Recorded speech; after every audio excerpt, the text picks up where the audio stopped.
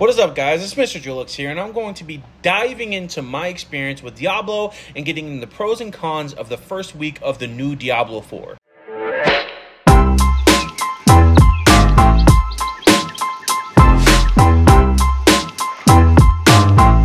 Firstly, I want to touch on the beta. I think that the beta test went pretty smooth.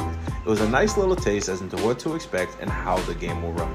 Now, obviously, the issues most people were having were the queues for the wait time. And to no surprise, it was also an issue when the game first dropped for PlayStation users with the licensing fiasco, along with a shock to Xbox players when the game share did not allow for early access.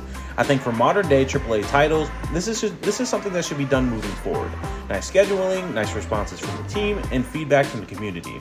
And it ultimately led into a great kickoff for the game series, causing it to be Blizzard's fastest selling game of all time. Unit, I would... Give me that shovel. It was his hat, Mr. Krabs. He was #1. That is not surprising with how much press and marketing was done for this game. I feel like it was a very well put together from all sides. They should really feel accomplished and the results do show. Now, my particular experience has been very good. I'm an FPS player first, but I love a good RPG style game. Elden Ring was by far my favorite game in that genre, and the reason I bring up Elden Ring is to highlight something I think Diablo really lacks in: enemy diversity. I think the lengths that From Software went to make you feel like every corner was something you haven't seen before and to make it unique and challenging for that specific area was way more engaging to the user and didn't feel like such a hack and slash style. I'm not downplaying the amount of efforts to the enemy NPCs, I'm just saying a little more colors in the crown box would make for a more colorful experience.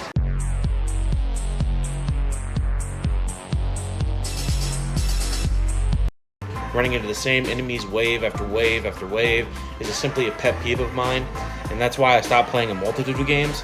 Like Destiny, for example. I get it does not bother a lot of people, I just had to shed some light on my experience with the game, and this is something that feels stale to me.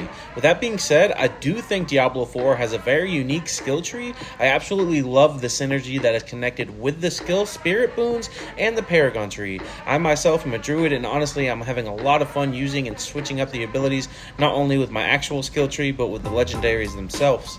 The imprints on the weapons and the armor make such an individualized experience. There are almost endless amounts of combinations you can have, resulting in many different playstyles.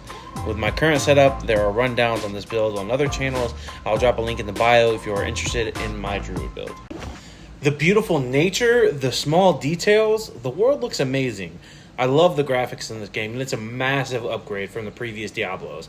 Hats off to the team for these upgrades. I'm very impressed. Unlike some recent disasters with some other developmental teams. Look how they massacred my boy.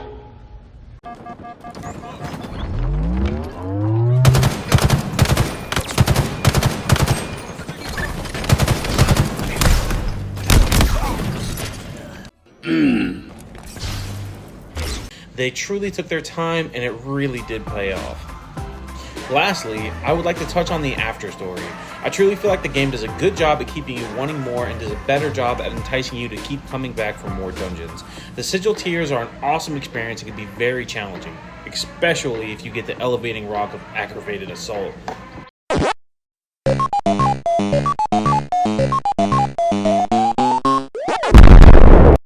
I love this cosmetics that you can grind for and the events that happen beyond the story. The story is as expected, well written with some nice, well put together cutscenes. There are twists and turns in different directions that you might not see coming. I won't say anything for spoilers, but yet again, great story from the Diablo writers. Key takeaways from the launch: if DLC is well done, this game could definitely last a long time. I think it was put together masterfully with a well-organized, managed team from all fronts. I would have to give this game a rating of 8.5 out of 10. I just feel a little worn out seeing the same creatures in every single area. That's just a personal issue that I feel robs the game of its true potential. Other than that, I truly feel like this game is worth looking at if you're on the fence of buying it and you haven't played Diablo before. It's a great game, very smooth and challenging. I would definitely give it a shot. If you like this review and want to see more clips just like this, subscribe and like, and I'll be sure to bring you more creative content.